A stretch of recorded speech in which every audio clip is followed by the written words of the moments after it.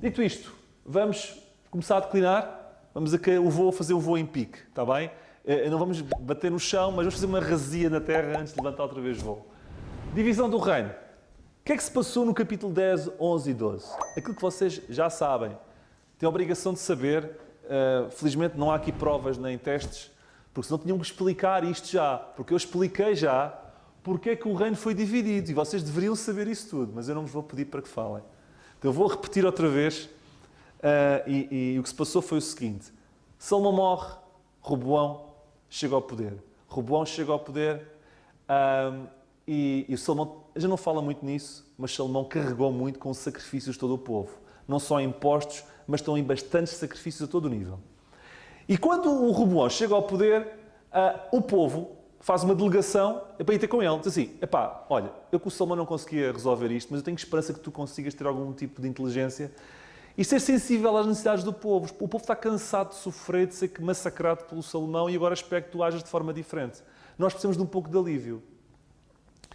O Roboão vai se informar com os mais velhos, aqueles que informavam o seu pai, e os mais velhos dizem, o povo tem razão, tu devias aliviar a carga do povo. Mas o Roboão quis consultar também os amigos dele, aqueles que brincavam com ele e cresceram com ele. Olha lá, eles estão a dizer que eu devo facilitar a vida. Os mais velhos, que eram aqueles conselhos do meu pai, também acho que eu devia facilitar-lhes a vida. O que é que vocês acham? Eles estão mal habituados. Carrega neles. Eles têm espaço, carrega neles. Se o teu pai foi mau, foi duro, tu ainda podes ser pior. Tu ainda podes sacar mais deles. E ele fez isso. Chegou ao pé deles e disse assim, olha, meu pai, ele até utiliza uma expressão do dedo mindinho e do dedo... Disse assim, olha, se o pai foi mau, ainda vou ser pior. Se o pai foi duro, ainda vou ser pior. Se vocês acham que sofreram muito com o meu pai, ainda vão sofrer mais comigo. É? Jeroboão mobilizou 10 das 12 tribos para se rebelarem contra Roboão. E então houve uma separação. 10 tribos do norte formaram Israel. Porquê Israel? Porque era a maior parte do povo de Israel era aquelas 10. Então assumiram o nome da nação. Certo? E 2 do sul, Judá e Benjamim, assumiram o reino de Judá. Judá... Porquê que foi o nome de Judá? Porque o tribo maior que estava lá no sul era a de Judá, não era a de Benjamim, que era pequenina. Então pensavam ser dois reinos, o reino de Judá a sul e o reino de Israel a norte. Uma pequena aplicação. O Roboão achava que podia obrigar o povo a ser leal, quando não assumia as funções como rei. E vemos aqui uma grande lição. É um erro assumir que podemos obrigar alguém a ser leal, porque a lealdade nunca deriva da obrigação. Ok? E Josh McDonnell disse isto um dia. Regras sem relacionamento igual a rebelião. Regras sem relacionamento é igual a rebelião. E isto é válido para famílias como para nações. Pensem nisto. Isto é forte, hein?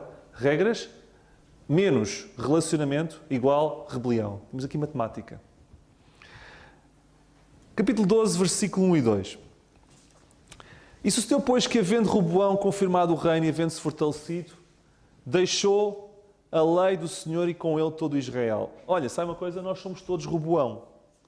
O Roboão, quando a coisa estava-lhe a correr bem, fortaleceu-se e quando se fortaleceu, deixou Deus. Não somos todos Roboão de vez em quando? Nós, quando estamos lá em baixo, ei Deus, ajuda-me! Deus dá-nos aquilo que a gente quer, deixamos Deus. Esquecemos de Deus. E todos nós somos Roboão em potência. Todos nós. Ok? Ele teve 3 anos bons, em que Deus o ajudou. Ao 4º ano rebelou-se e ao 5º ano apanhou. Porque Deus mandou lá vir o Shishak, o rei do Egito, para lhe fazer uma ameaça de guerra. E só não houve. O que aconteceu mais tarde com Nabucodonosor, porque aconteceu uma coisa que já vamos ver qual foi. 3 anos a receber, a portar-se bem. Ao 4º rebelou-se. Ao 5º Deus fez contas com ele. Vemos isso no capítulo 12, versículos 5 e 6, que diz assim: Semaías, o profeta, foi ter com ele, com Roboão, e com os príncipes de Judá, que se juntaram em Jerusalém por causa de Sisaque. Ou seja, estavam todos com medo do rei do Egito, que tinha aparecido. E disse-lhe: Assim diz o Senhor, vós me deixaste a mim pelo que eu também vos deixei na mão de Sisaque. Ou seja, porque vocês me abandonaram, eu também vos abandonei. Comigo não brincam. Volta mesmo a pensar, Deus não está, parece que não ouvimos, parece que não o vemos, parece que Ele não está cá. Nunca se esqueçam, micros e câmaras estão sempre ligadas. O micro de Deus e a câmara de Deus está sempre ligado. E mais tarde ou mais cedo, Ele aparece. e ajusta contas. E apareceu. Versículo 6. Então se humilharam os príncipes de Israel e o rei e disseram: o Senhor é justo. Porque se humilharam, Deus deu-lhes uma hipótese. Deus deu-lhes uma hipótese.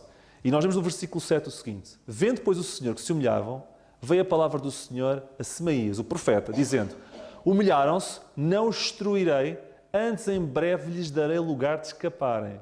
Por outras palavras, esta tradução está um bocado complexa. Eu vou-lhes dar um tempo de descanso até apanharem o castigo mais à frente. Vou-lhes dar um tempo de descanso para que o meu furor se não derrame sobre Jerusalém por mão de Sisaque. Vai-se revelar o furor, mas pela mão de Nabucodonosor. O que Deus está aqui a dizer é: eles vão apanhar, mas eu vou-lhes dar uma hora para descansarem, mas a palmada vai vir. Mas não vai vir pelo Sisaque, vai vir pelo Nabucodonosor. Estão a ver o que está aqui a dizer? O que eles estão a fazer, eles vão colher o que semearam. Porque eu não posso tolerar isto. Mas não vai ser já. O Sisaque vai ter que esperar. O Sisaque vai voltar para o Egito e não vai levar o que quer. Mas o Nabucodonosor vai ser o agente que eu vou utilizar para pô-los no sítio. Estão a ver o que está aqui a dizer? Mas eu quero-vos dizer que há aqui um segredo que evitou destruição na altura. E o segredo é humildade. Eu agora quero fazer uma aplicação prática sobre este tema. O Miqueias, que o Carlos começou, eu vou continuar. Vou citar Miqueias 6:8, e que diz assim: o que é que o Senhor pede de ti? O que é que Deus pede de mim? O que é que Deus pede de vós? Que pratiques a justiça, 1. Que ames a benignidade, 2. E que andes humildemente para com o teu Deus. Não é muito difícil. Um dos 3 critérios que Deus pede dos homens é que sejamos humildes. Ok? A Bíblia diz, e tem a obrigação de conhecer este versículo, que Deus resiste aos orgulhosos, mas que dá graça aos humildes. E quero-vos dizer, e vamos falar da aritmética agora, mas é simples. Hein? A humildade pode ser não fiques com essa cara, Nando, que isto é simples. A humildade pode ser vista como se fosse álgebra, ok? É o produto da relação entre a minha percepção de Deus e a percepção de mim próprio. Eu vou explicar. É o produto da relação entre a percepção que eu tenho de Deus e a percepção que eu tenho de mim próprio. Quanto maior a percepção que tenho quanto maior a percepção que tenho de mim próprio, menor a percepção que vou ter de Deus. E quanto maior a percepção que eu vou ter de Deus, menor a percepção que vou ter de mim próprio. E quanto maior a percepção que eu tenho de Deus e menor aquela que eu tenho de mim próprio, mais humilde vou ser. Mas quanto menor a percepção que eu tiver de Deus e maior a percepção que eu tiver de mim próprio, mais orgulhoso vou ser. Estão baralhados? Eu vou repetir outra vez. Quanto maior a percepção que eu tiver de Deus e menor a que eu tiver de mim próprio, mais humilde vou ser. Quanto maior aquela que eu tiver de mim próprio e menor aquela que eu tiver de Deus, mais orgulhoso vou ser. Mas isto não é teorias. Eu vou-vos dar exemplos. Da Bíblia. Oh, David, é que foste buscar essa? Não, eu estou a pegar no versículo. Vou-vos dar o versículo. Quando o Senhor Jesus fez o milagre da multiplicação dos peixes, só dos peixes. O dos pães é outra história. Porque houve uma multiplicação dos peixes. Lembram-se quando o Pedro não tinha pescado nada e Deus vai para o mar alto, faz-te ao mar alto. E houve multiplicação de peixes. Não foi de pães. Foi só de peixe. E o barco ia ao fundo. Lucas 5:8. Eu leio. Pedro, depois de ver quem era Jesus, percepção de Jesus de quem Deus era, prostrou-se aos seus pés, dizendo: ausenta-te de mim, que sou homem pecador. Humildade. Estão a ver? Quando vejo quem Deus é, eu vejo quem eu sou. E eu não sou nada. Então fico humilde. A humildade não é uma coisa que se compra em pacotes. É uma coisa que se ganha quando se percebe quem Deus é. Quando se percebe quem Deus é, somos humildes. Por isso é que quando eu vejo certos pregadores e certa gente na igreja muito orgulhosos, eu tiro-lhes logo a pinta. Não conhecem Deus. Porque é impossível alguém que está no meio cristão, que seja orgulhoso, é impossível que essa pessoa conheça Deus, porque o orgulho é um produto de uma relação de quem não conhece Deus.